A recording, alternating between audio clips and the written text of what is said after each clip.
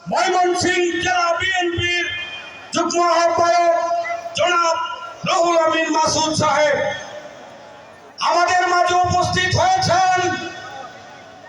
ভালুকা উপজেলা বিএনপির যুগ্ম আহ্বায়ক স্বয়ং ভালুকা ইউনিয়ন পরিষদের সাবেক জনপ্রিয় চেয়ারম্যান জনাব সাখাওয়াত হোসেন পাঠান আমাদের মাঝে উপস্থিত হয়েছেন।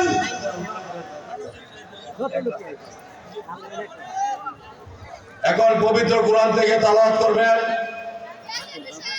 মাওলানা ইখলাস।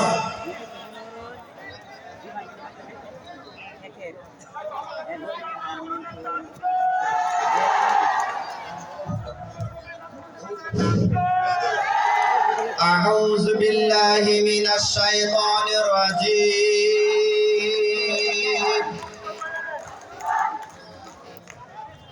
بسم الله الرحمن الرحيم